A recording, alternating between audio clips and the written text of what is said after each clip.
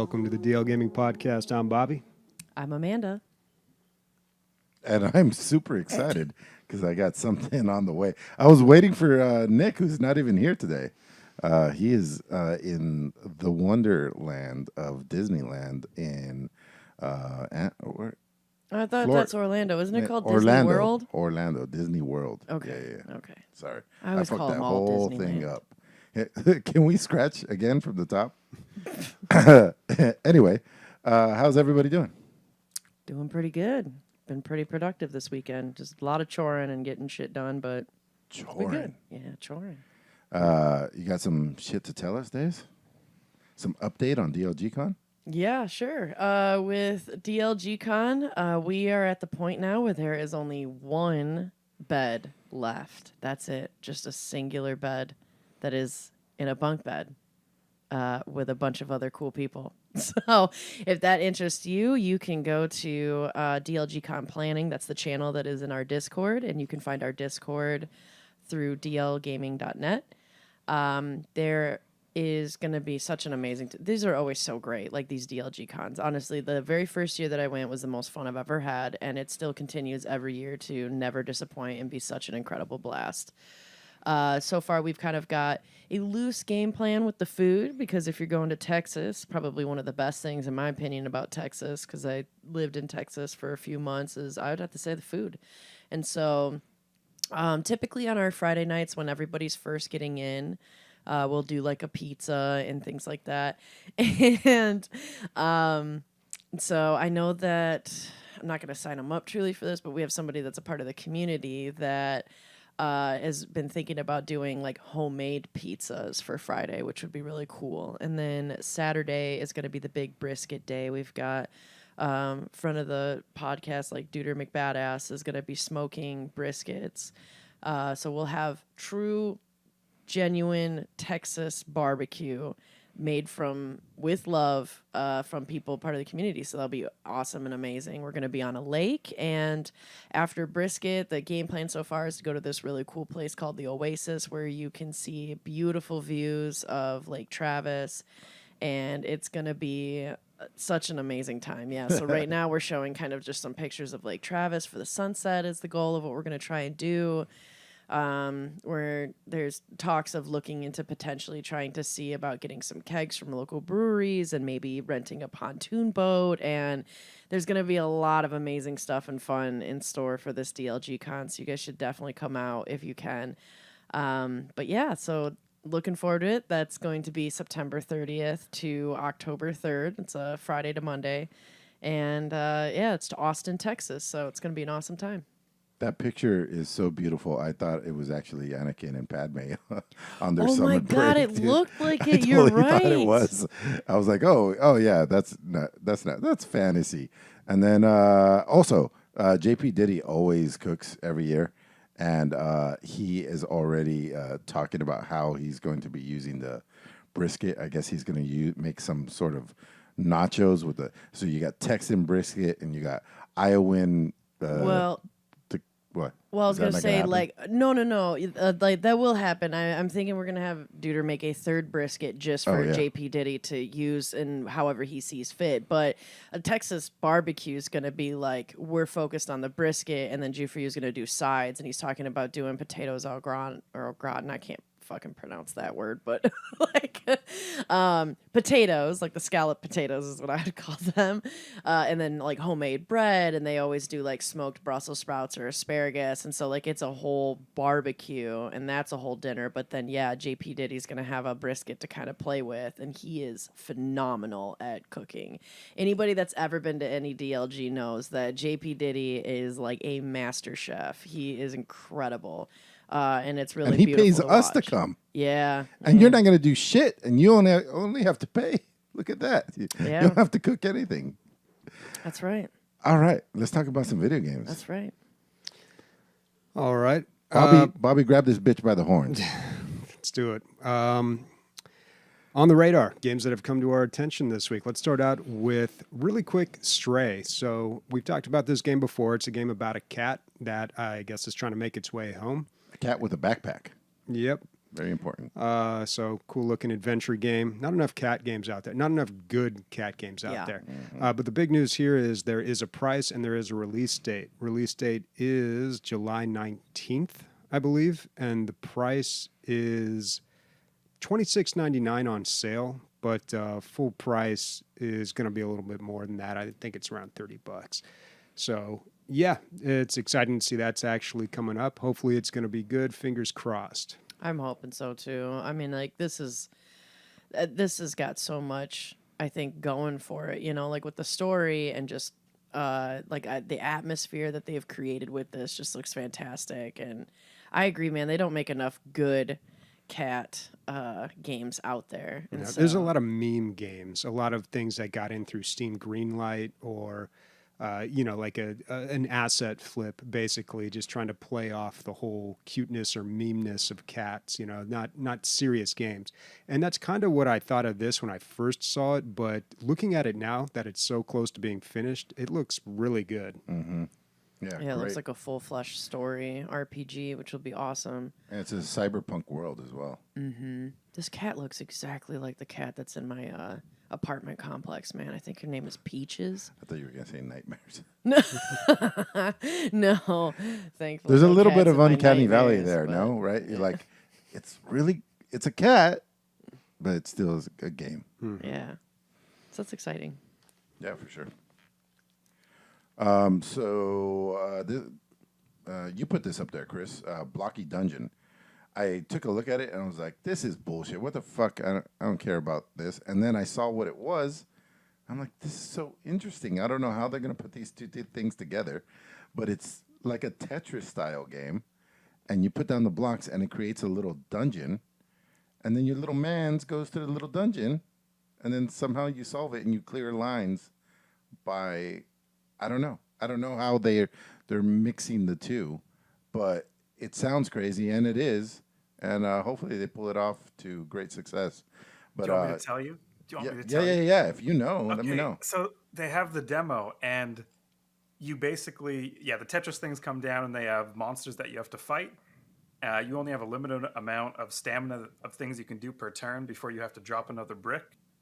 And you need to level up your character. And if you level them up hard enough, then a trap door will drop and you will move to the trap door. But there's all sorts of like cool mechanics. Like it's still like Tetris. You want to complete the lines and make them go away. That's how you level up.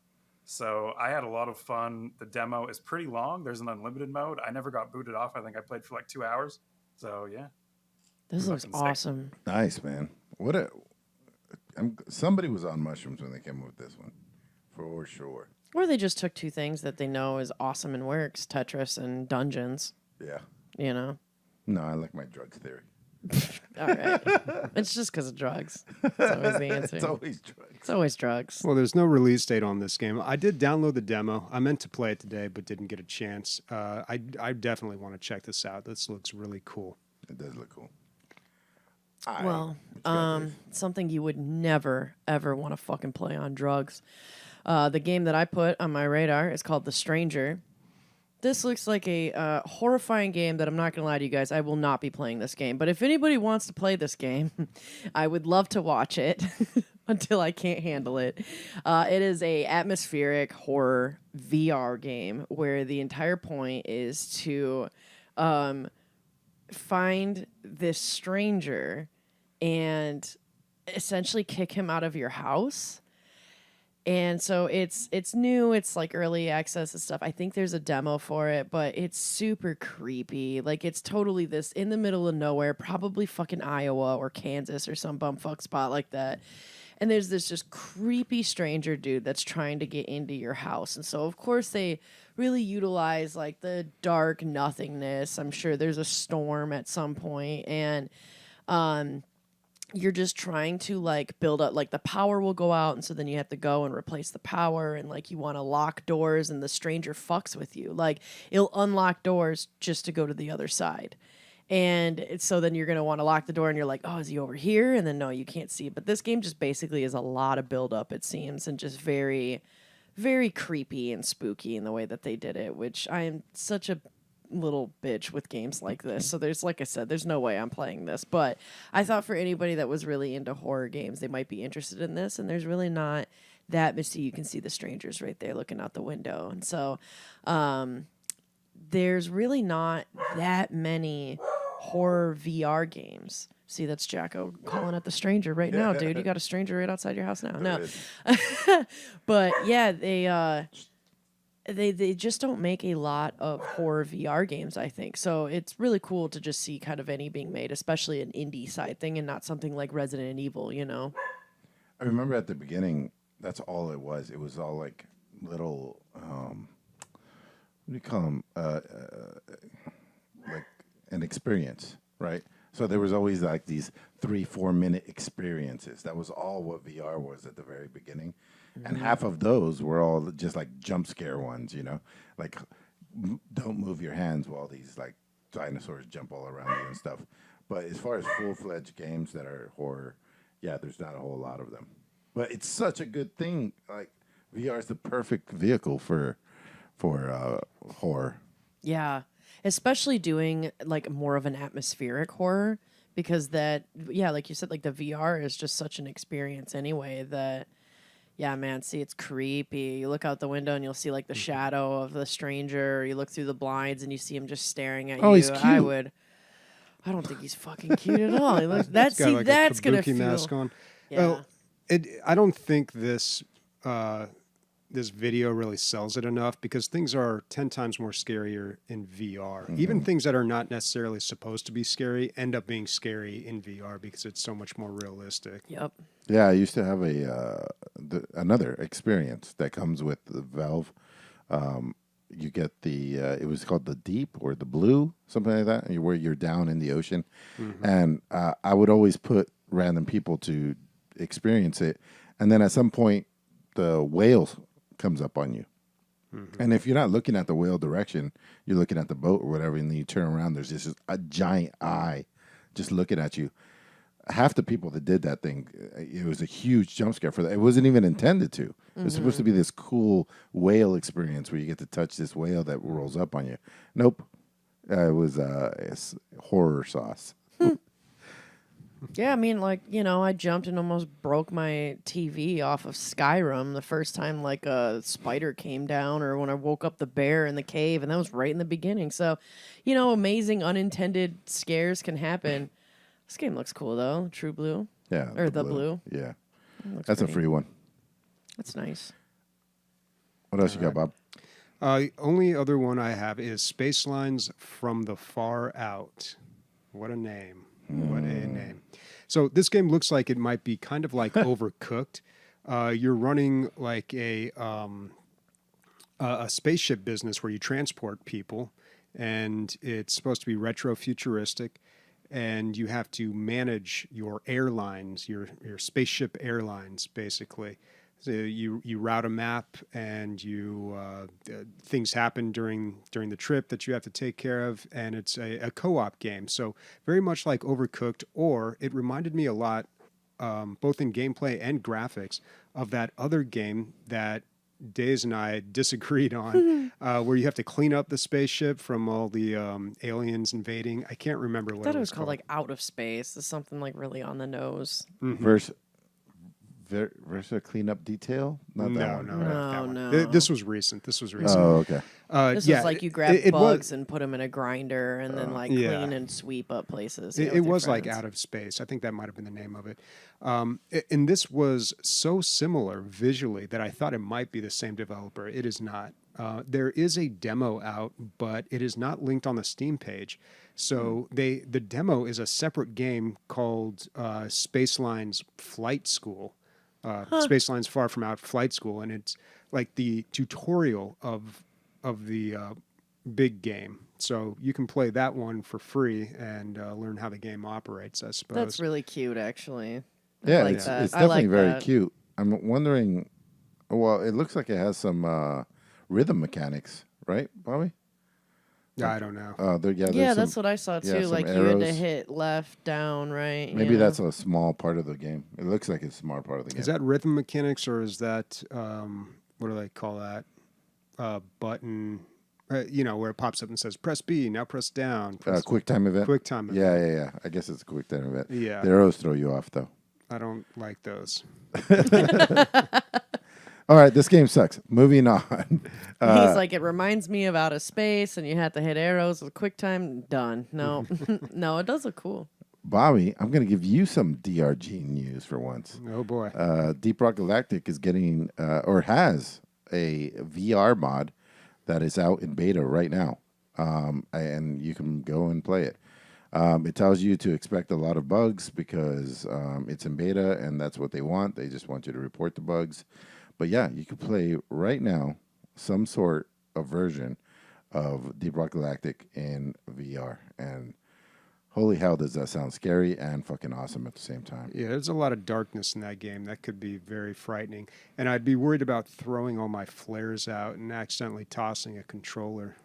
Well, that's why you always want to like have the little wrist, fabric thing like tighten, because then dropping controllers can happen. I'd be more worried about punching a wall. Yeah, that would be cool though. That'd be awesome. a good game for Jeez. VR. It's one of those things where, like, Bobby, you're kind of like a power player. You're trying to do the most difficult thing possible. But I feel like the most difficult thing possible wouldn't be possible in VR.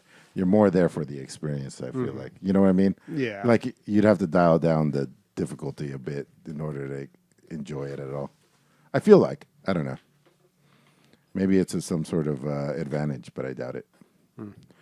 What the hell is a Cactus Cowboy? Wait, I know about Cactus Cowboy. Oh, I bet you do. So Cactus Cowboy Plants at War is this free VR game out where you are a cactus at war. I know. Completely like novel. It doesn't give it away in the title at all. But you are fighting together with your comrade Emilio.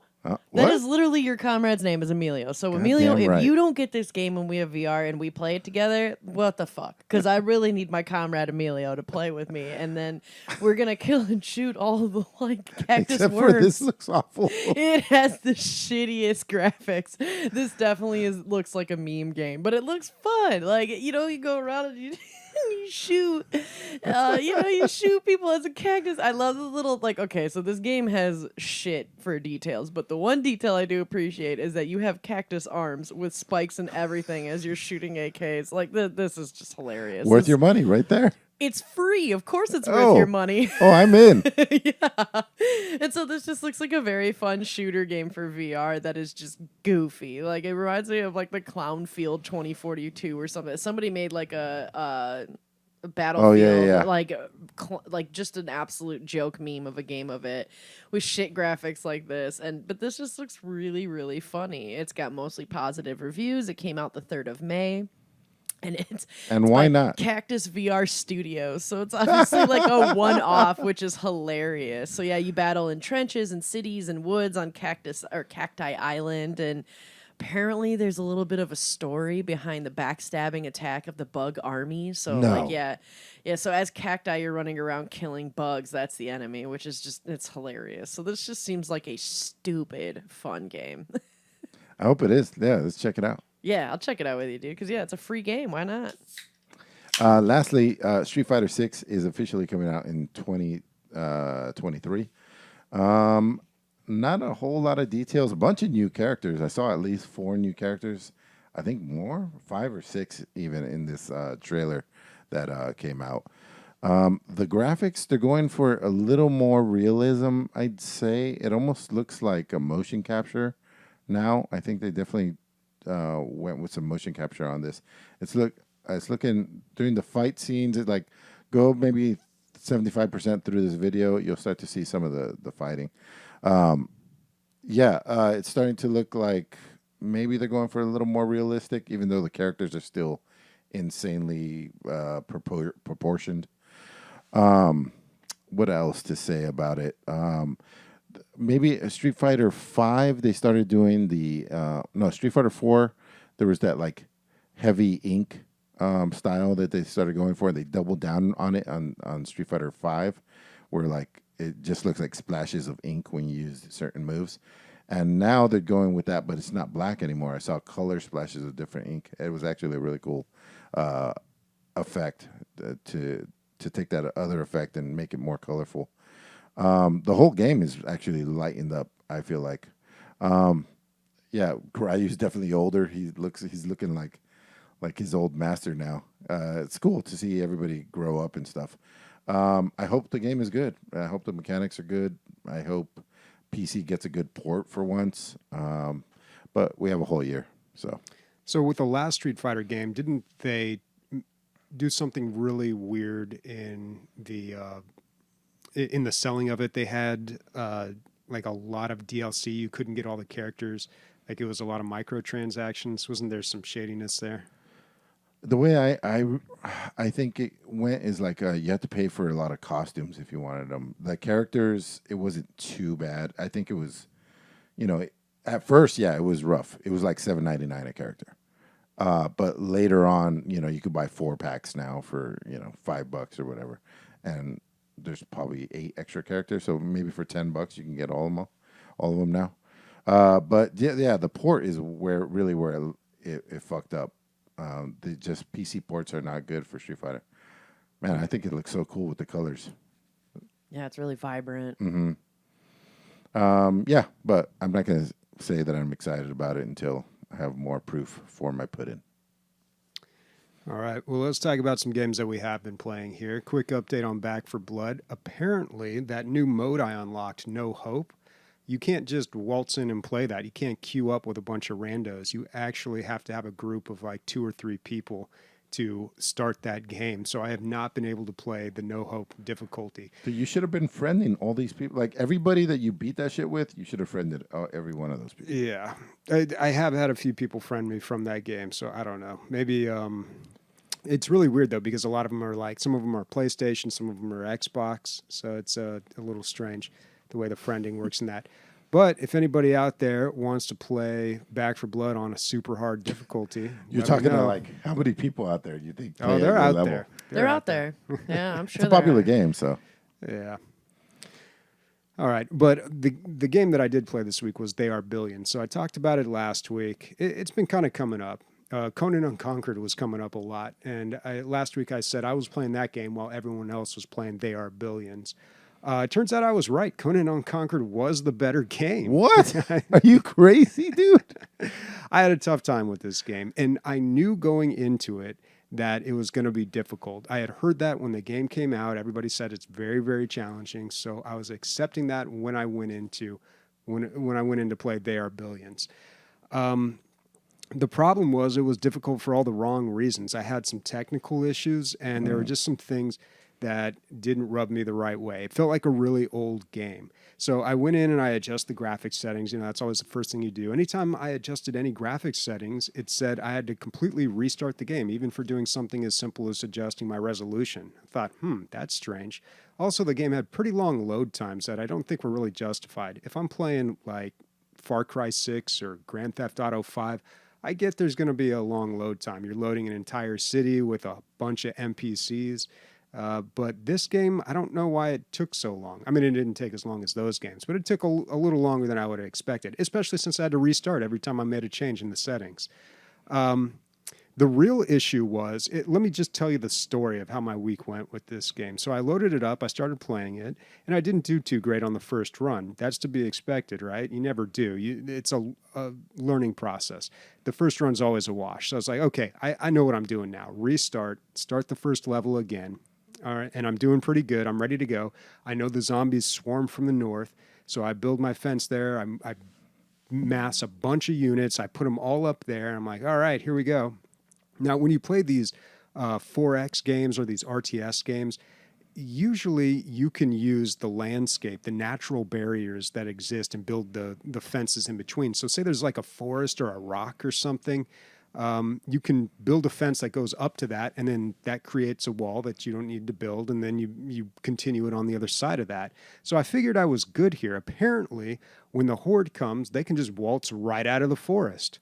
And, my guys are out there like doing some lumberjacking, but it's not like Warcraft 3 where they actually knock down the forest and it changes the map. Like the forest. Are you saying that there. it's strange that zombies can walk through trees?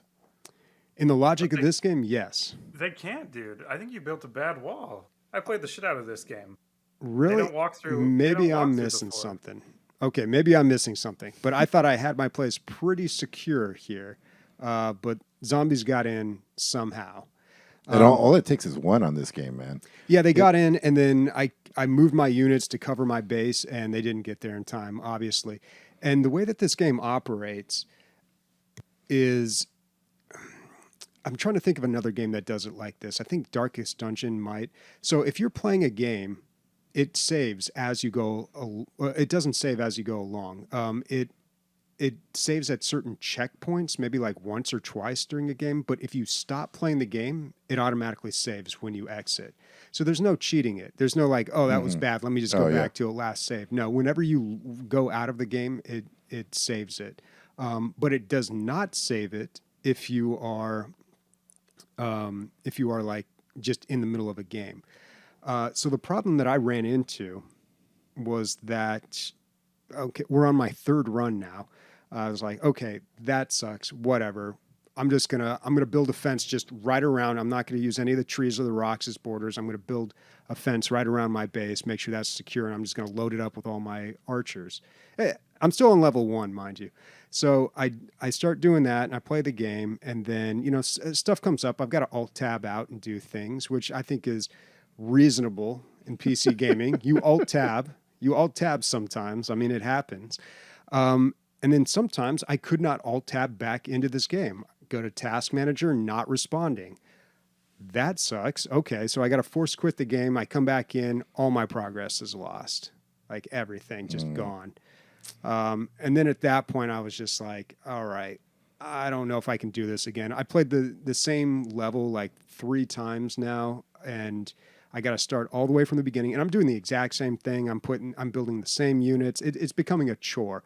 I'm building this house here and that power generator over there. Like I'm just doing, and it's kind of a long level too. Like it doesn't go by quick. They've got a pause and a play button, but there's no speed setting, so you can't like do a fast forward and hurry through things. So there's some downtime where you're kind of waiting. It wouldn't be like that on later levels. I assume there's more stuff to do, but keep in mind, I'm on the first level here.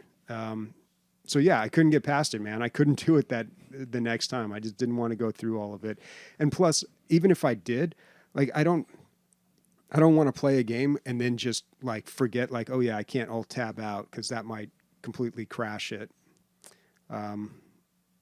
Yeah, I don't know. Maybe if I played it in window mode, it'd be better, but then that might mess up the edge panning. It had a tough time with that, so I had to put it on like full screen lock, like not the borderless window, because dual monitors and edge panning doesn't work. And if you change the setting, you might have to restart. Yeah, then I would have to restart. It was a very clunky experience, and that wasn't what I was expecting. All right, Chris has been losing his shit through your entire review. Chris, you wanna talk about this? Yeah, why don't you tell us about how the game really is? Because I couldn't get past like the technical issues here. You gave it 3 tries though. That's not very much, dude. I had a lot of fun with this game. I didn't have any of the technical issues, but I will say you are playing the game on the mission, and that didn't used to be in the game. That's true. You had a map, and you survived as long as you could, and I feel like maybe that's how the game might be supposed to be played, because if you keep doing the same stuff in the starting mission, I could see how that would get frustrating. But in the endless modes, it's all randomized, right? So you get that replayability a little better. And some of the missions aren't really that good. Like you control one unit and you move around, and they want you to like pick up items and stuff. And it's like, there's like an adventure mode. Yeah, and every third level, or something like that. I mean, I love Warcraft 3, but playing it nowadays, it feels a little forced. Like there's only so much you can do, like as far as a narrative campaign with an RTS game, because essentially when you play multiplayer, it's always the same. You build up your base and you go kill the other guy. But how do you vary that mission to mission? You can't do a whole campaign like that. You've got to switch it up. So yeah, they would always do things like that. And you're right. Like when everyone else was playing this, I remember it just being like that random mode.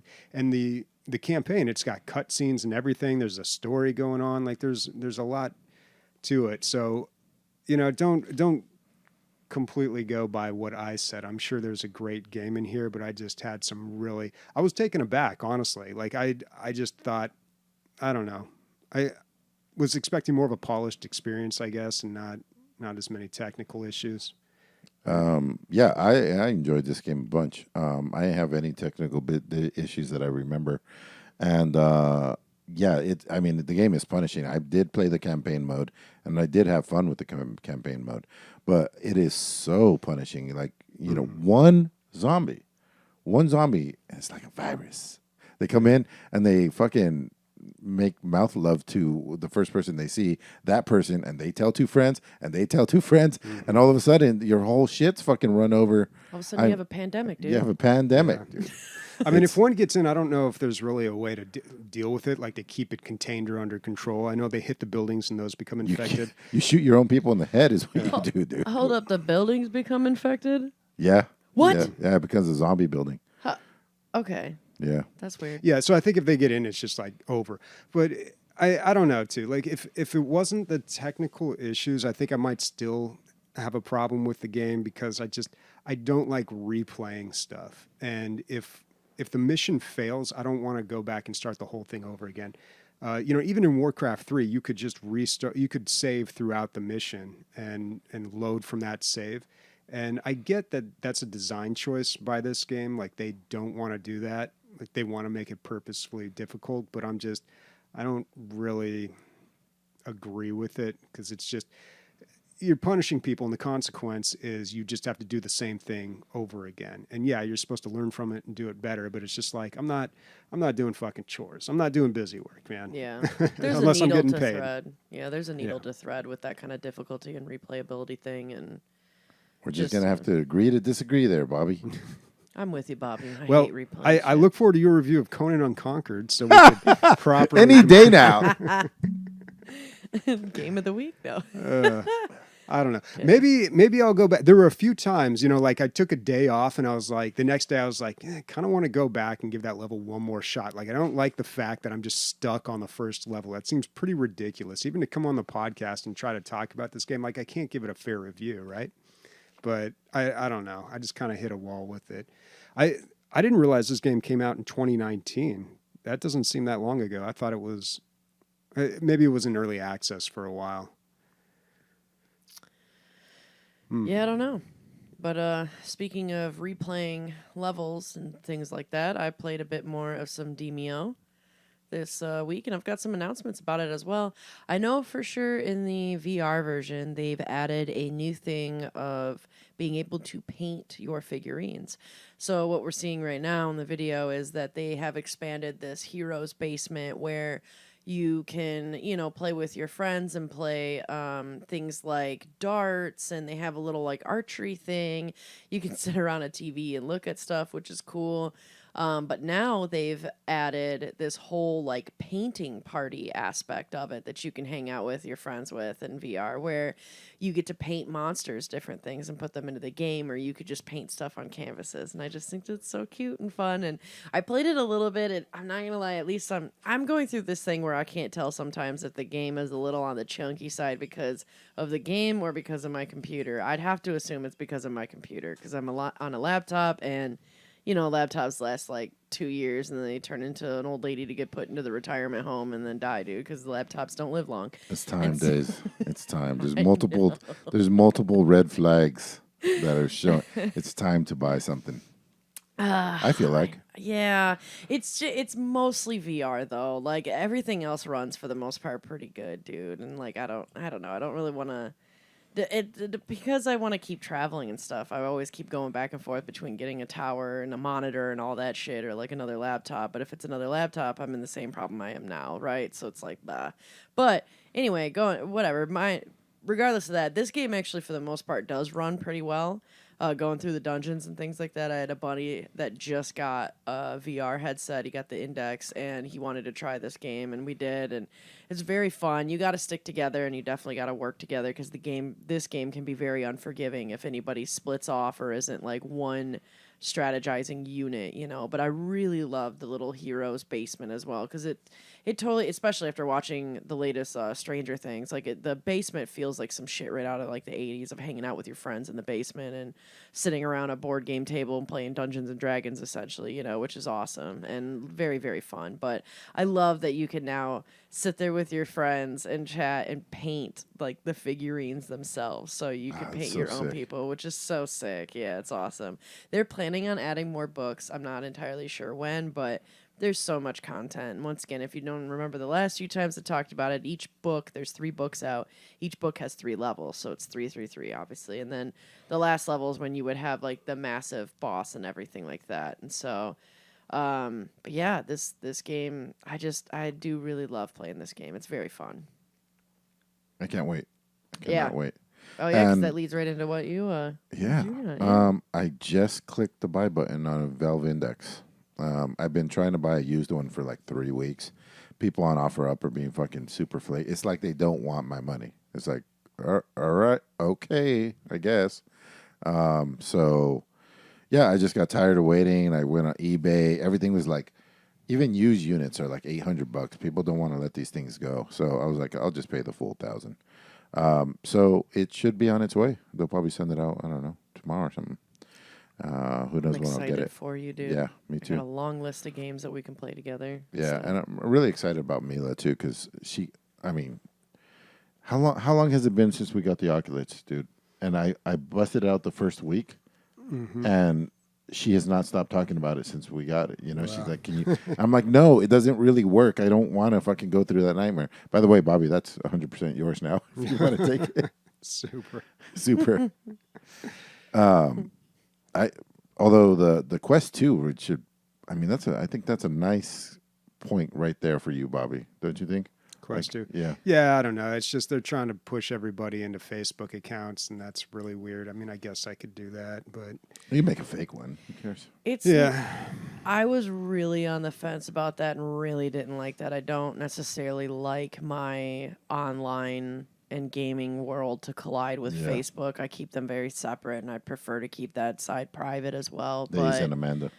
yeah, but you know, I just kind of bit the bullet for Quest 2 and got it, and thankfully I don't actually feel like it is super annoying. I feel like besides just the initial setting it up, I haven't had any kind of crossover whatsoever, unless I wanted to go into like the metaverse, which I don't. Don't ask me. I'm not joining the metaverse.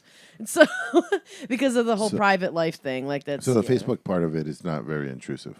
No, I don't think so. And I feel like it would be more intrusive if you only went through the Oculus store and all the Oculus stuff. So I bought the Oculus Quest 2 just as a means to have hardware to connect to Steam VR. So everything I do is through Steam. And that's Yeah. it. And I think that has a big play in it. I think because I'm going completely through Steam VR and Steam, I'm not dancing with Oculus and their little Facebook bullshit as much. But it's, of course, always still there. And yeah, you can hide your status from your Facebook friends if you want, so they can't really see what you're doing or playing. And it's not like when you load up a game, they shoot out a status that is like, "Oh, Amanda's playing Tales of Nadia VR." You know, 'cause, yeah, like, awesome, Grandma. Don't look that up. But anyway, they're not doing that, so that's great. You know what I mean? Because I was worried about that too. Like, that's annoying. Who cares, right? And so. I think Thankfully, the they Quest don't 2 do is that. definitely more handsome too. Like this is like the Judge Dredd looking thing, you know, compared to your. It's like elegant. I think the Oculus 2 is like elegant looking. Yeah. Don't you think? Yeah, and Looks like an Apple product. There's a lot of really nice stuff too with it. You know, like if you walk out of your Guardian, you actually get to see your entire room. Like it, and it's Yeah. crazy. It almost looks like it reminds me of if you had like night vision goggles in a way. Like it's wild. It's a crazy experience to walk outside of your Guardian and then see everything. Because sometimes I'll have something hit me and I'll be like, "What the fuck was that? My cat?" So I'll just walk out of the Guardian, look down, and sure enough, it's my cat. And I'll be like, "Okay, move, please." Like It's like black and white, right? yeah, it's black and white, but like it's I don't Security know, footage. It looks like kind of, but it, like I said, it does remind me in a way of like the black and white like night Yeah, vision it's grainy. stuff. It's grainy, but yeah. it's not. I mean, it's It's all you clear need. enough. It's Yeah. all you need, exactly. to not run into shit.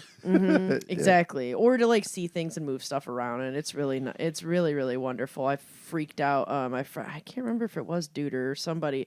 I freaked them out because they didn't realize that like I could see them while I had the headset on, and I was like, "Well, I'm not in my Guardian, so I could see everything you're doing. Can you hand me that?" And he was like, "How can you tell? Like, how can you?" And I was like, "I can see it. There's cameras," and so it's awesome. I've always viewed it as like the Index is the way to go if you want to build your own computer and you want to have the top of the line stuff, hardware that you've built yourself. That's the Index, right? And the Quest would be like a pre-built laptop that's still really good and functioning, but obviously not the most optimal thing. But that's why you're also actually kind of paying less in a sense. Oh, and Recycled does make a point here. You know, you could double tap at any point to get that view. I did not know that. Yeah, you that could is double tap sick. the side. You might have to turn that on in like the advanced Oh, settings. there's a setting. I don't know if it's default or not, but yeah, you just go on the side. That's sick. No button, I no didn't nothing, even know just the that. motion. That's cool. Yeah. That's really cool. And I find that it's really fluid and easy because my buddy, when I was playing Demeo with him, he has the Index and he was asking certain things like, how do I get into stationary mode and like sit down and play? And I was like, I have no idea. Like, it's super easy on the Quest 2. Like, as soon as you get outside of your Guardian and asks you if you want to change it, and like it just asks you to put where the floor is, and then as soon as you do that, you have the options to either draw your little area or switch to stationary mode and then sit, and that's it. And it's really easy, clean, and like a efficient way for the price point. I mean, I just think that the Quest 2 is fantastic for the price that you get. But I mean, if you have the space and the money, of course, the Valve Index is going to be the way to go. If you think about it, when Zuckerberg tried the Quest 2, he enjoyed it thought so much of it that he entirely changed the direction of his company. And like Facebook completely went to this VR. They're turning towards VR, and it's all because of how. I mean that price point. What is it? $299? Yeah. I mean it's really good. It's insane. I just paid $1,000, and I'm advocating for the cheaper version. But yeah, I mean I don't know. I've been working super fucking hard. I paid off all my debt. And so it was time to buy myself. And my birthday's coming up, so Got to why treat not? yourself. I treat myself. That's right. Yeah. Well, that's what I said. If you've got the money, you can make the money work. And you, more importantly to me, if you have the space where you can have a designated play area, then holy shit, yeah, the Valve Index is phenomenal. I played when I went and visited JP Diddy, like he has the Valve Index and he has an entire area in his basement dedicated to just VR. And I mean, it is smooth. It's wonderful. Like everything worked so fluidly and like beautifully. Whereas, and like I said, I mean, part of it could be that I'm literally trying to play VR off of a laptop. So like at some games, like I can't play Pistol Whip and I can't play Cybrid that well because it lags to the point where it's a game breaking thing. But you would not have that issue with the Valve Index for sure. But who knows if I'd have that issue if I had a better hardware setup anyway. So that's not really here or there. But yeah, the Valve Index is certainly like if you're going to go all the way and do it right, then the Valve Index is for sure it. But if you want to start playing VR now and have fun and it be a really good bang for your buck, then hell yeah, the Oculus Quest 2 is a wonderful way to do it. Bobby, any more thoughts on upgrading your rig as well? It's going to be a little while, but yeah. So the case that I really, really want, I mean, I could go with a different one, but the one that I really want isn't coming out till probably July. That's the Land Cool Mesh 3. It's next month now, right? Yeah, I guess it is only a month away. It was supposed to be June. May. Yeah. Can you pre-order fucking cases? I don't know anything about this. I don't think so. I mean, what company is it by? Lee and Lee. So Lee and Lee Land Cool Mesh 3. The Mesh 2 is really good. I assume the Mesh 3 is going to be just as good. The other one I've been looking at is the Fractal Design Torrent. That one looks really good as well. It's just as far as performance goes. The last time I did a build, I really went for silence. So I got one that was small, compact. I didn't need a whole lot of room, and it had like some sound dampening in it, and it was really quiet. But then I started putting a bunch of hard drives in there, so now it's all noisy again. So now I'm just going to be like, you know what? I'm just going to go for really good cooling, and but I don't know, man. I don't have any money, man. I bought like a new camera this year. I bought a new MacBook Pro. I bought a trip to France. Like I don't have any money right now. Yeah. I gotta let the paper stack a little bit. Bobby, I don't think you understand. It's called credit. It's basically free money. I don't. You know, I didn't have a credit card till I was 27. I think I talked about this on the podcast before. But yeah, I don't really do credit. So, I mean, I have one now, but I pay it off. I literally like buy something with my credit card, then I go online and I pay it off like immediately. But which I don't think is how you're supposed to do it, but whatever. But yeah, I do. My computer's feeling its age. Like I really need something better. It's getting by. I'm surprised it's still running. It's 4 years old. I built it in 2018 and it runs just fine. And it's because you built it, buddy. Yeah, I don't know. I mean, I've had bad luck with hardware before, but this one, I almost don't want to get something new because I'm just like amazed that this one's still working perfectly. I have so much faith in it. Like I'm like, this thing is it's like the Titanic. It'll never sink. What about just getting a card? Yeah, just update some stuff. I don't think I can because my motherboard, the GPU slot for the motherboard probably wouldn't handle like one of the newer cards, or at least it wouldn't get much out of it. Dude, and size-wise, these fucking things are massive these days. Well, the wattage is going to be insane. I got an 850-watt power supply, and I'm like, that'll be enough. I'm never going to do SLI because that's what I used to do in the past. I used to buy like a 1,200-watt power supply and think like, oh, I'm going to get a second graphics card down the line, but I never did. But the real reason that I need to upgrade my PC is kind of funny. I really want to get a new TV.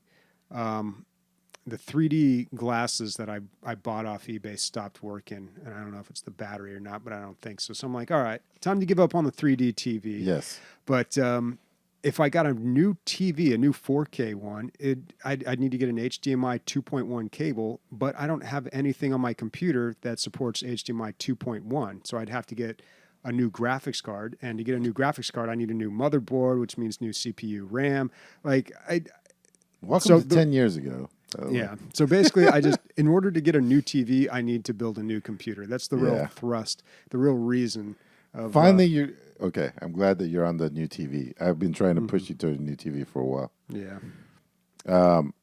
Stranger Things, Amanda. You said it earlier. I'm on episode like 3 or 4. It is good. Oh my God! Is it good? God, is it good, dude? Oh, it's so good. You know, usually when you hear the fucking, you're the only hope. You're the one we need. Usually I'm like, oh my God, this fucking storyline. This time I was like, yeah, fucking get him. You know what I mean? Oh yeah. I was super down. Yeah, I don't want to spoil too much with it or anything, but it is amazing. I haven't been this into one of the seasons since the first one. I think the first one and then this one are the best. I watched a lot of shit this weekend actually. Like I normally don't have screen time to watch stuff, but I was like unpacking and cooking and meal prepping and watching stuff because my new Airbnb has a much better layout where I can like almost be anywhere and see the TV. So I'm like, this is cool. Watch The Boys. There's a new season of The Boys.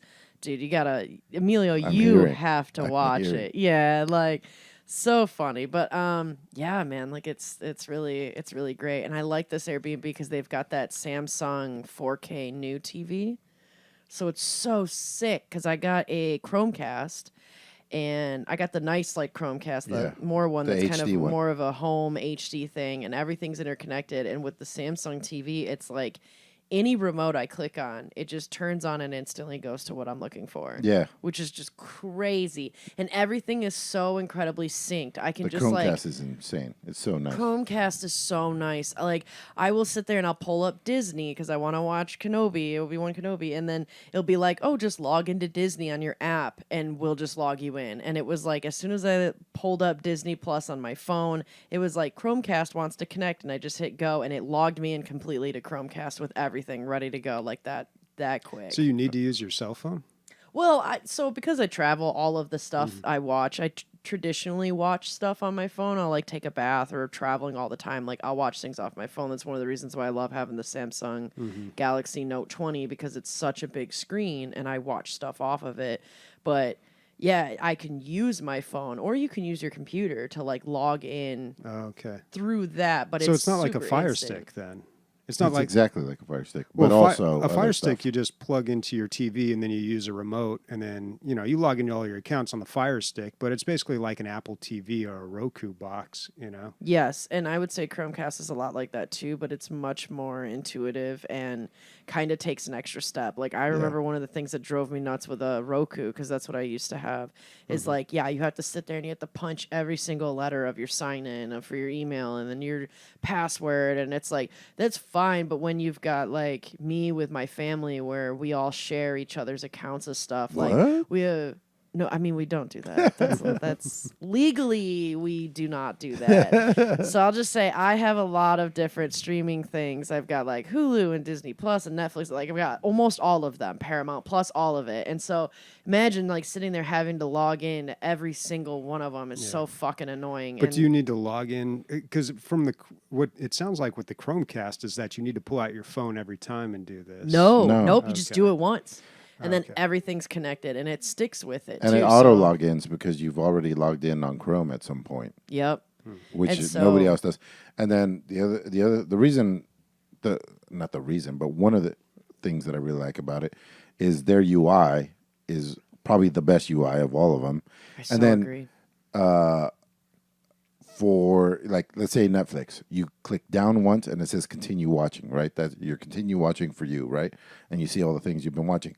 On the Chromecast, it's your continue watching across all of the shit, the different. Continue watching from Hulu, continue watching from HBO. Doesn't matter what it's from; it's all on one page, and it's very clean and it's beautiful. It's 4K. It's amazing. Yeah, it's really nice. I love it. Yeah, like that was one of my favorite things with Chromecast is like, yeah, this weekend, like I was watching Fargo on Hulu, The Boys on Amazon Prime, Stranger Things on Netflix, Kenobi on Disney Plus, Yeah. and they just had it all right All there. right and I there, could yeah. just jump right into it. It's so intuitive. It's awesome. And it's just sleek and it's nice and it's done really, really well. I love Chromecast. I've always loved that. Bobby, I don't even know. Like once you get into like buying your TV or whatever, if you're gonna try to save money, as long as the screen is good, who cares about the software? Because you plug in one of these Chromecasts and you're gonna have it's beautiful. And it's so wonderful too. You could be talking to somebody and you could be like, "Oh, I want to show you something." It could be pictures, it could be YouTube, it could be whatever, and you could just Chromecast stream it right away from your phone instantly onto the thing. And if you have a nice like the TV that I have right now in the Airbnb with the Samsung one, if I were to just do that and the TV's not even on, the TV will turn on and it will go right to that. So I don't have to touch any kind of controller or anything. I can almost completely control my TV through my phone, and it's not even my TV. Like it's One last thing on Samsung, and I only heard this from Zap, but Zap's info is usually right. He said that Samsung TVs are now going to be able to stream Game Pass. So, Fascinating. Yeah, so I think as long as your TV has Bluetooth, you'll be able to connect a controller to it, and then you're streaming the service to your Samsung, which sounds fucking crazy. that's So, wild. Yeah. So yeah, without a console, that's What kind of insane. graphics card does a Samsung TV have? That No, it's no. It's like a streaming service. Like Oh, the Stadia. streaming service. Okay. Yeah. Yeah. So as long as your internet connection is good, Okay. yeah. That's cool. But that's so good, man. That is so good. That's wild. Well, that But was it's no quite- V Rising days. I was gonna say we got really into the fucking weeds with this whole conversation, but that's great. I Speaking gotta of stop getting small graphics. This is bullshit. Speaking of getting into the weeds, though, yeah, I'm always in the weeds with V Rising, man, because I'm hiding from that fucking sun. But so anyway, yeah, I played some more of this. Keep playing it. It's fun. We've started getting to the point now where me and my clan members are looking for the perfect servant and prisoner, because so much of what kind of person, what type of blood you consume gives you totally different buffs to help you. And now I'm at a point where I'm like on end game stuff, so I have to be very weary of that if I'm going to fight a boss that I would need hand-to-hand combat with in a way. Then I would be looking for like a high blood purity of a brute that's going to give me a bunch of buffs and stuff to fighting and like health and things like that.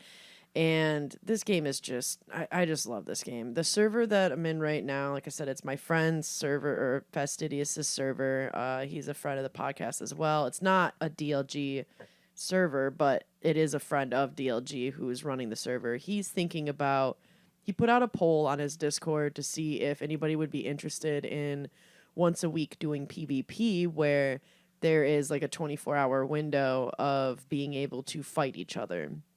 It wouldn't be castle raids. It's not like you would be building this beautiful castle that you've created and decorated and Martha Stewart the shit out of, and then one day on Friday somebody comes in and blows it all up and now it's done and gone for. Like, that's not the scenario we're talking about. We're talking about for like 24 hours you could kill other people that are playing in the game.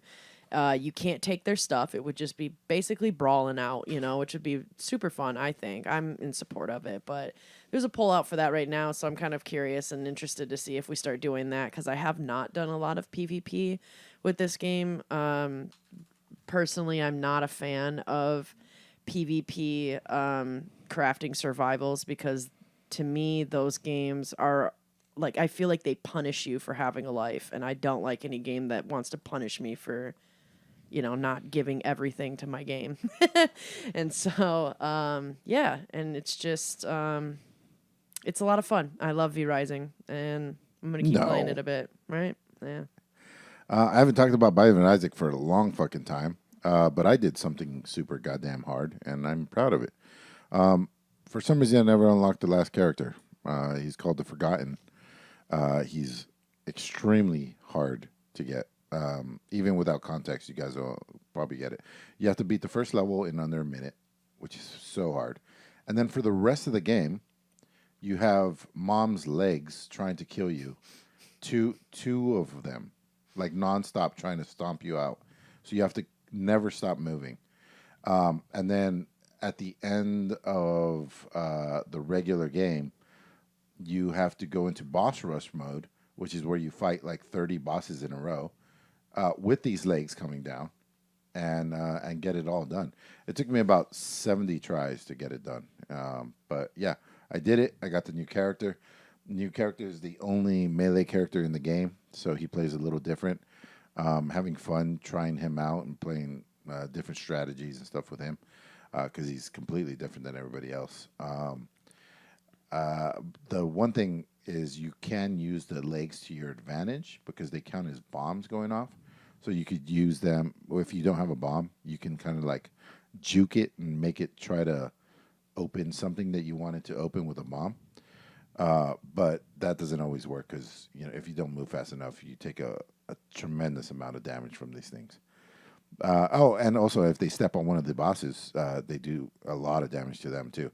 So you can kind of trick them into doing damage to that. But yes, about 70 tries. It sounds like a lot, but a lot of those are like you're done within the first 30 seconds because you're not going to beat the first level in a minute. But yeah, I now have all the characters. Always love this game. Never going to stop. Damn. Yep. Nice. Yep. All right. Well, let's get into some listener questions here. But before we do, quick shout out to our new patron, Let's Ride Bikes. I agree. Let's ride bikes. We should ride more bikes. We absolutely should. We should drive less and bike more. We should. Yeah. We should, but I'm not crazy about the bike lanes. If you want to find our Patreon, if you want to find our Discord, if you want to find sexy pictures of us, it's all at DLG.net, where it's fun. It's DLGaming.net. Oh, DLGaming.net. What did I say? DLG.net? DLG Con. Yeah. He's got his mind for DLG Con. It's going to be a it's great true. time. I'm telling you guys. You're going to love it. But you can find everything at DLGaming.net. Yeah.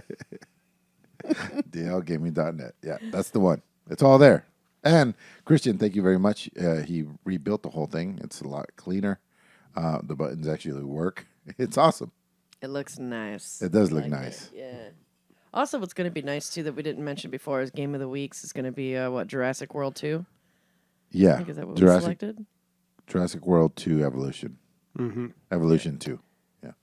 All right. And we've got some Twitch subs. SMI Jeff, 27 months. He says, "Happy Sunday, you beautiful people." Thanks, man. Thank you. You're beautiful, too. And Recycled, 46 months. If we can get 4 of us into VR, we can do Attack on Jumbotron. What is that? I I'm don't sure know. we're about to know. Attack on Jumbotron. Either way, Jumbotron's going down. We got 4 of Is us. that some sort of Attack on Titan thing? I'm not sure. All right. All right. It looks rough. Looks like laser tag. Yeah, I don't know. Looks like that Cactus game. Yeah, so it'd probably be a hilarious time. Yeah. Maybe not a good time, but a funny time. All right, let's get to some questions here. First one is from Zap. Thoughts on NFTs? I thought that it's a great tool to be able to make something digital unique. I think that's pretty fantastic that you can do that. I think a lot of companies overreacted about the monetization of them and going crazy. I think eventually there'll be cool things, but everybody rushing at the same time kind of ruined the market. Not just that, but also outside of your traditional, like, I made a thing, buy my thing. I think there's going to be some other uses for it that are going to be really cool. I don't know what they are, but whoever does come up with those things is going to make a lot of goddamn money. That's where I'm at with NFTs. I think they're interesting. I mean, I don't really want to invest in them, I guess. I feel like if you got in the beginning and invested and really turned around when they first blew up and got on the map, then like, whew, yeah, that was great. That was good for you. But like, yeah, not me. I didn't do that. I don't know. They seem kind of neat, but at the same time, it just seems like one of those like tech bro-y things that I might not be in the right place for. Yeah. Yeah, I'm kind of in the same boat. Like, I just haven't paid much attention to them. Recycle said it's in Rec Room. I think Rec Room is free. Rec Room is free. It's a bunch of games in one. It's like a game suite, right? It's like a it's a kind VR of world. It's like a VR world of playing games. Honestly, like it's like the free and default like version of what Demeo's Little Heroes Lounge in the basement kind of reminds me of. Mm-hmm. But yeah, it seems cool. I haven't really explored it too much because I need more friends. But I have played that game fun. though. It's basically laser tag. You go in there and you the really cool. I mean, exactly laser tag. It's neon and all that stuff, and but there's actually parts in the arena that move as opposed to just like a static one in real life. But yeah, Rec Room. I had fun with Rec Room in VR. Nice. And it's free. All right. Well, that's good. We'll get into something deep right after this from Lasagna McGillicuddy. Asked, feel free to pass if this is too personal, but have you ever had any near-death experiences? And if so, how did they affect you? Yeah. Is that a NSFW question? No. We never really pass on listener questions. I gotta think of mine. All right, I'll go first since you're thinking. I have 2. I'll only talk about one. They both involve guns. The first one is I remember being really young and playing with my friend in like a church parking lot. We were pretending that our bikes were dragons and created a whole world, like a whole fantasy world where like we would pretend in one of the parking spaces to be like a shop and like had a whole thing laid out for this parking lot basically. One time my friend and I think I was probably about 8 or 9.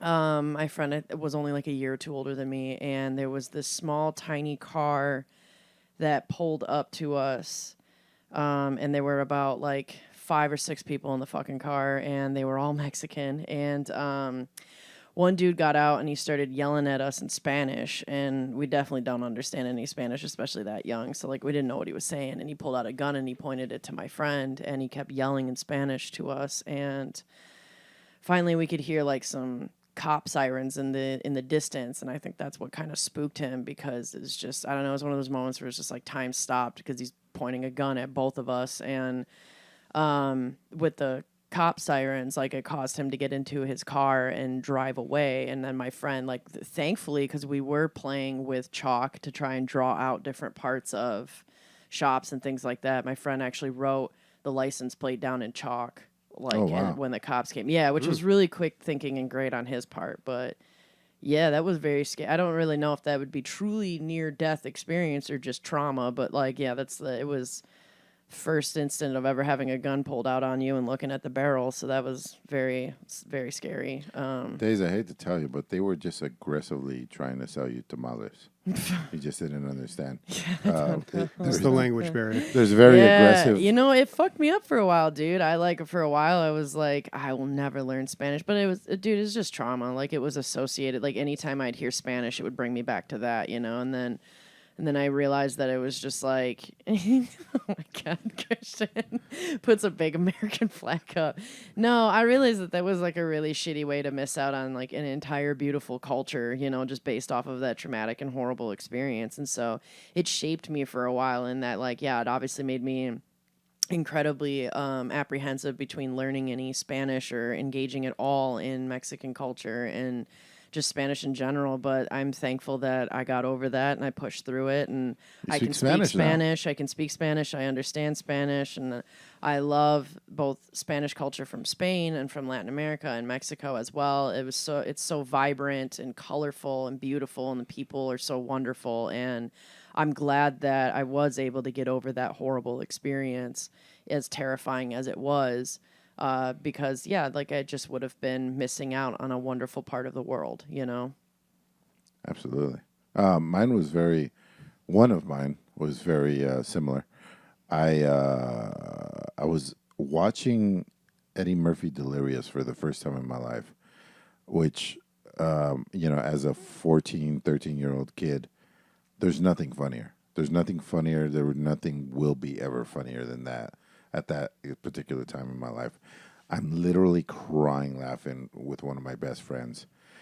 And as we're laughing and watching this on the small TV on VHS or whatever, a guy in a wolf mask comes in through his window.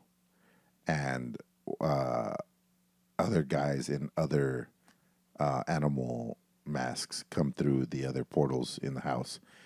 And they get all the kids. She had like 5 kids, plus me. Made us crawl all into the living room, threatened to kill us all if she wouldn't give up the money. And she told them over and over and over that there was no money. They decided to leave. And when they left, she said to us in general, she's like, I wasn't going to tell them where the money was. So there was money. Jeez. But, man, there's a hardcore woman, dude. Jesus Christ. But, yeah, that happened. There's more. But there's other times, I mean. But you got to pay for it. I was going to say, I guess we can keep that for not suitable for work. Maybe we can keep this question and add more to it because, yeah, damn. All right, Bobby, have good luck following that. Yeah, I won't talk about my gun-related incident. That will have to be on the NSFW one. I got one of those, of course. It's America. Hey, we gave him some free. Yeah. Yeah, we'll keep yours behind the paywall. Christian's just sitting there being like, yeah, I don't know anybody with a gun story. And everyone on the podcast is like, I have multiple. Which one?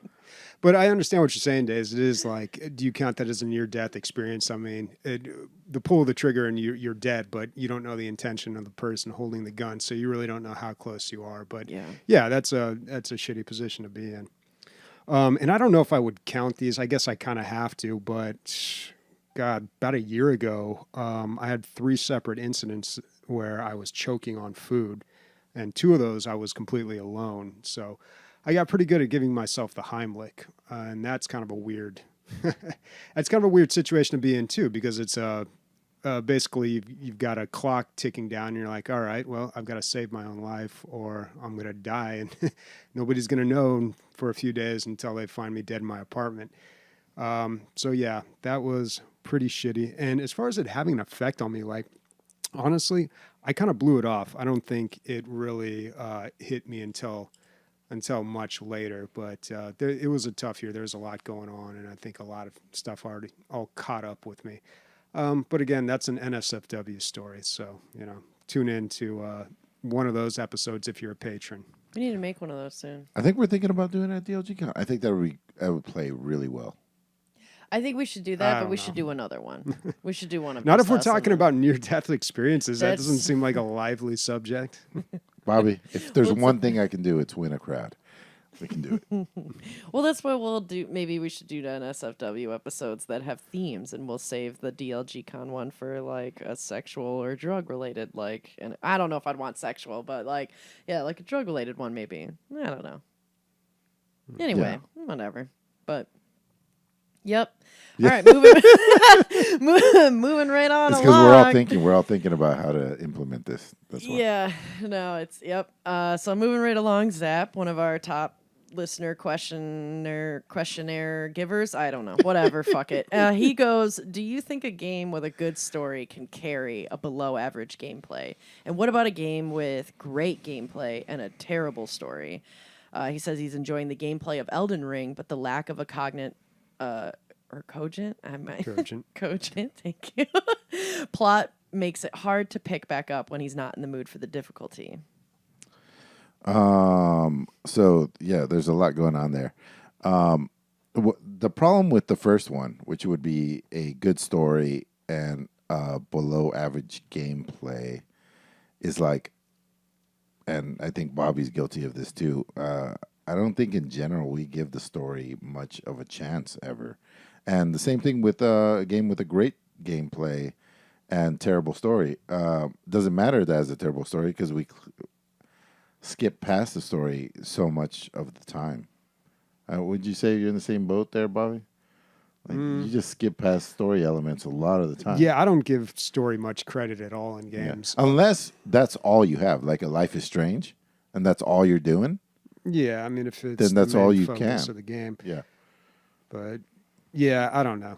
I think there's games out there that use story and gameplay and mix them in a way that's synergistic, where the game is better because of it. But a lot of times I just feel like it's gameplay story. Like they're separate things and they're trying to get mashed together, and then it seems like the story is just like speed bumps on the game that I want to play. But you take a game like Her Story, where the story is the game. You know, you uncover different parts of the story, and that's what the whole point and the whole fun of the thing is.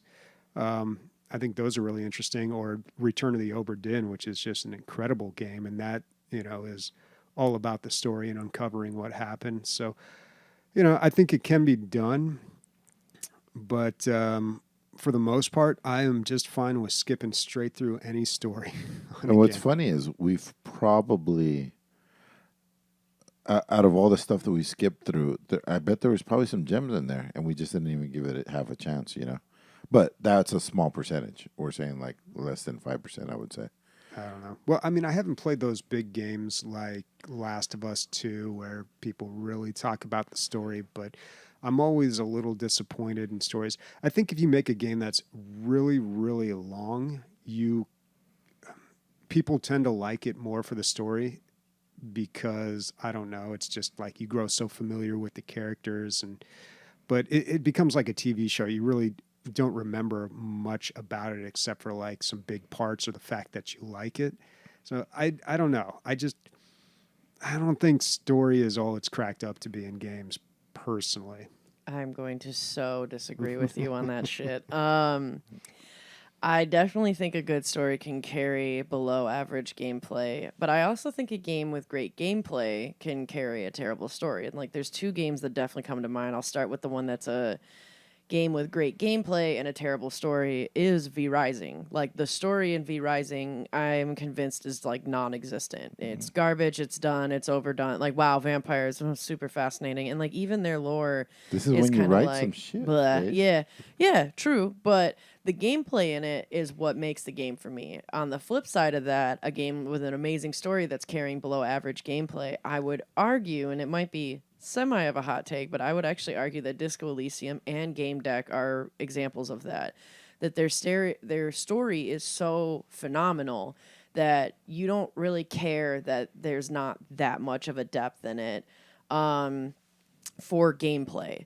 You know, like with Disco Elysium, it was kind of like, yes, you had the roles and yes, you had the different skills and things like that. But for the most part, you really are just reading. And there isn't that much gameplay there. I think I remember Ray complaining about that there really wasn't anything to like fight or anything to do, not much gameplay. But that game is so rich and deep and like an onion with story that I didn't give a fuck about the gameplay. It was amazing. Like, I love that game, you know? And Game Deck was kind of similar to that too, actually. And even less than Disco Elysium when it comes to gameplay itself. Game Deck had less, but it had a phenomenal story that was just really, really cool and fantastic. And to me, I'm always looking for the story, but it's not a deal breaker if the gameplay is so good. However, it's just absolute trash if obviously both aren't up to par, you know, or a game that thinks it has a good story, but in reality, no, not really, you know. Too, and there's something to be said that like almost a lot of the time, if you're gonna have an incredible story, you almost have to give up gameplay. In most instances, like you're saying on Game Deck or what's the other one? Disco Elysium. Yeah, Disco Elysium. Not a lot of game, tons of story. Life is Strange, not a lot of game, tons of story. These games that have the best stories have less game. It's almost like there's a pie chart, and you can only give up so much to one at any one time. There are those crazy games, the once in a lifetime, not or very close, like Life is Strange. I mean, Last of Us is The Last of Us 2, yes. Yeah. where you get both. I mean, but that's, or some people say God of War, but I haven't played it. But that's like one of the only games that I can think of that like blends them two together. I don't agree with that, dude. Like, I mean, a lot of the Elder Scrolls hit that. Like a lot of Rockstar games too. If you really fall into like the Grand Theft Auto series, like they are great with the story and the gameplay. And Red Dead Redemption 2, Red Dead Redemption, just the series is also fantastic story and fantastic gameplay.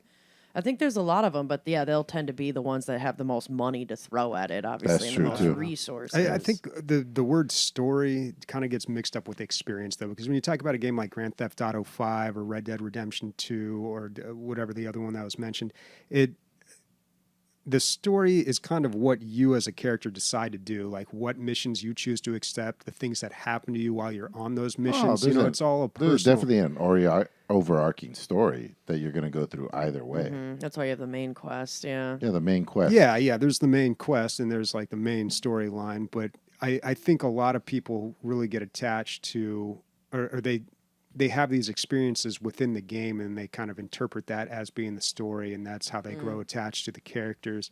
I see that. The answer is 42.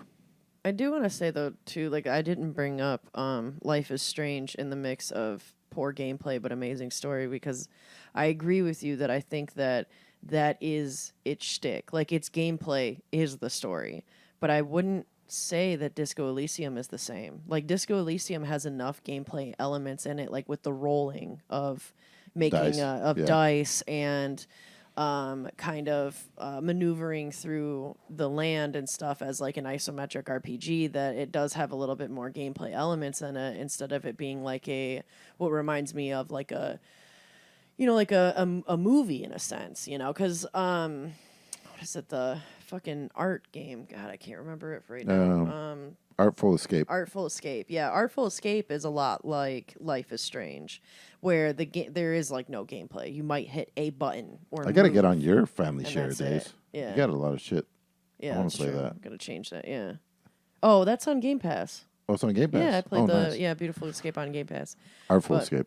Artful Escape. Yep. It is a beautiful escape, though, but it is the Artful Escape. Yeah. And you haven't given Life is Strange a shot yet? Not on all Game the way Pass? through. No, it's nice. You tried but- it though? Yeah, Oh. and I think it's pretty, and I like it, but it's like it's like a motion picture. Yeah, almost. right, exactly. Yeah. Whereas Disco Elysium, Game Deck or not, you are playing a game, Yeah. but they focus on the story, not so much the gameplay. But there's enough elements of gaming that it is a gameplay. So There's not a lot of things in this world you can say for sure, but if you add dice to something, it's probably a game, right? yeah, Right? yeah, I think for that's sure.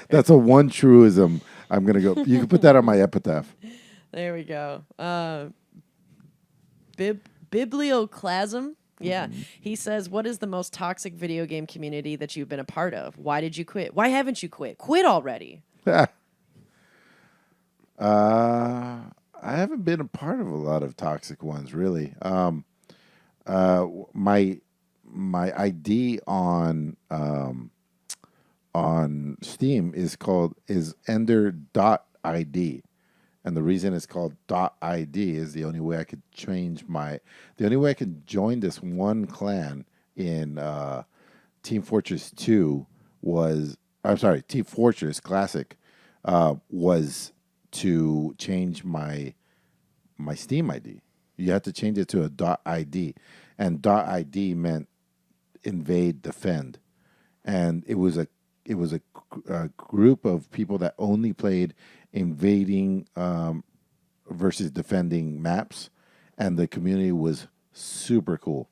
So even though I was in love with TFC, the toxicity and just the general gameplay was too much for me. So I jumped through a lot of hoops to get to.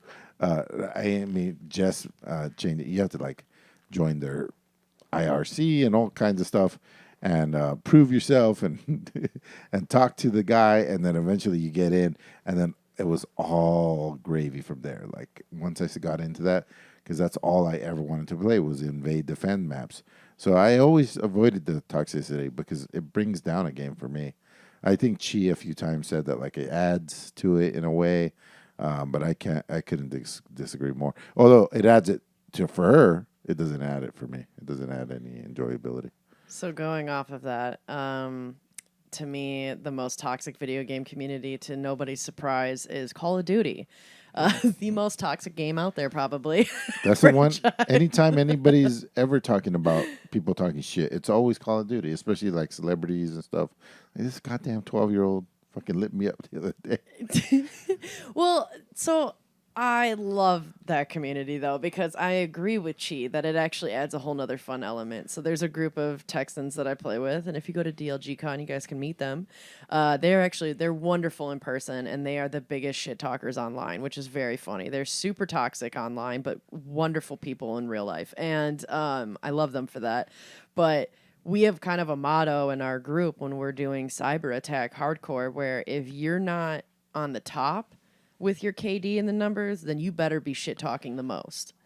And so it ends up creating really funny stories and just funny moments because like I can just remember some of the shit talking being just absolutely hilarious, and some of these guys get banned all the time from Rocket League for their toxicity. And so like it's almost like two games going on at once, right? It is, though. It is. And it's kind of like ways of getting underneath other people's skin. Like, I'll never forget. And some of the burns, dude, they're so good. And they create such, like, a thick skin. Like, I'm ultimately thankful that I joined Call of Duty when I was a lot younger. I used to get death threats and rape threats playing Call of Duty when I was a lot younger. But you know what, though? It's made it to the point now where when somebody calls me stupid or fat or ugly or whatever kind of negative thing, I could just be like I give a fuck. You're some random fuckhead on the internet. Who cares? Like, who cares? Cool. Go cry into your sock, buddy, later. I don't give a fuck. But like, and so, you know, it's like an armor. When you learn to survive in a toxic video game community, it does become an armor for you, you know? And so I wouldn't quit because of that. But I also am not going to bathe myself in toxicity every day as well, because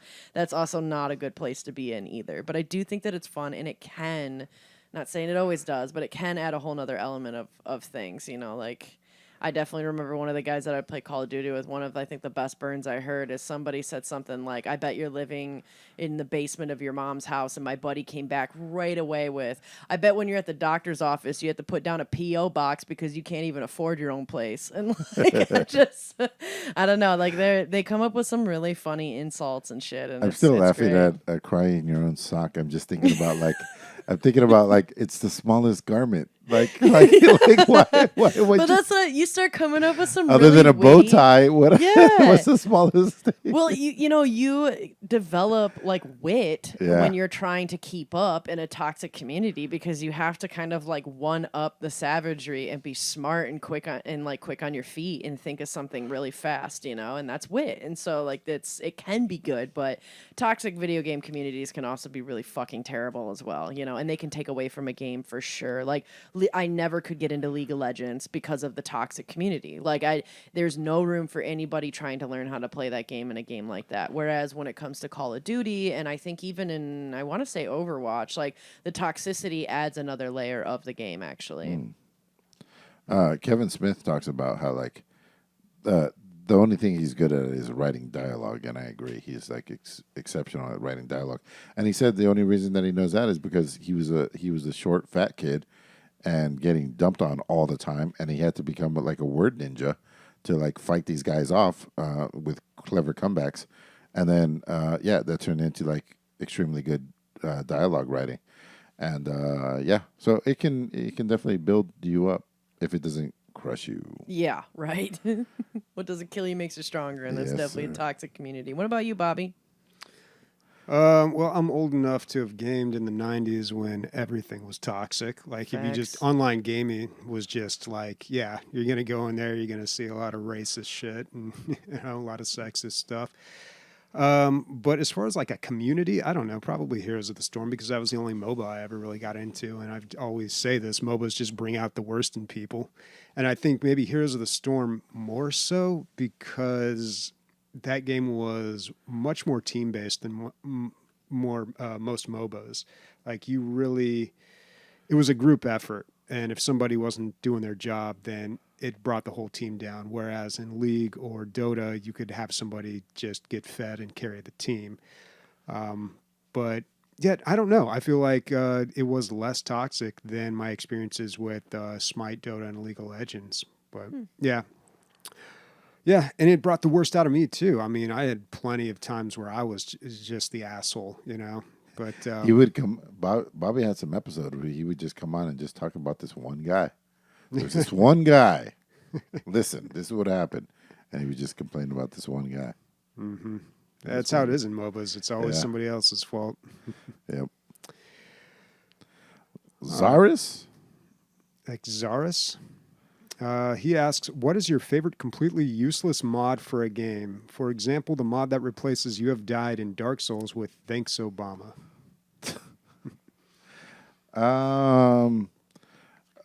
I always bring this one up because the first time I ever modded was Skyrim, I think. Oh no. Do we have the same one? Yeah, turning the spiders into teddy bears. Oh no. Okay, good. Okay. Mine's Skyrim as well, but it's a different mod. I didn't do it, but that's what drew my attention to it. I was like, you can change one thing to another? And then I got into it. And then let's see. Useless? I don't think I've ever done a useless one. I really go for, because Bobby and I played a little bit of Project Zomboid. I continue to play after he fell off. But there's ones that just change the cars into like the cars that you like, you know, and it's pretty useless because it's only cosmetic. But we have those on there because it's part of like the server that we joined or whatever. But I don't think I would ever do that. Personally, get something that was useless. Mods are by definition useful, right? I don't know, for me. Kind of, yeah. For me, my favorite's also in Skyrim. It's when you change the dragons to being Thomas the Train. Oh, because that's just hilarious. Everybody's super intense in the game, right? Especially like in the beginning, where like they're about to chop the dude's head off, and they're like, "Oh, what is that?" And then you hear there's a video out there that does that shows you it, and it's so beautifully. Like they do the opening scene right where like it's intense and everybody's up on the chopping block, and you just hear this. Choo choo, and they're like, oh, "What was that?" And then you choo choo, and then just all of a sudden, boom! A fucking huge Thomas the Train lands on top of a tower, and it is hilarious. I love it. I mean, it totally breaks the fucking immersion of the game, but like, so funny. It's so amazing. I love it. Bobby, useless mods. That's tough. I don't know. Most of the modding that I did. Well, I shouldn't say that, but I did a lot of modding in Left 4 Dead and 1 and 2. And all those were probably useless because most of them are cosmetic. I mean, unless you're playing like the maps, but most of them are cosmetic. Turning them into aliens or whatever. Yeah, you change the common infected into whatever. You change your characters, and only you can see it. The other players can't see it. But one that I thought was just so simple and yet so clever was whenever... You would run into the base and close the door, and the level was over. They'd play some sort of wrap-up sting at the end of it, but this replaced it with like the riff from Seinfeld, like the bass riff from Seinfeld, like they were cutting a commercial, Yeah. and it was just so perfect. Like it just worked so well. That is great. What a dude. good one. Yeah, super simple but so good. Yeah. Sometimes those simple, dumb ones are so great. That's what I'm saying. Thomas the Train and the Seinfeld. That's great.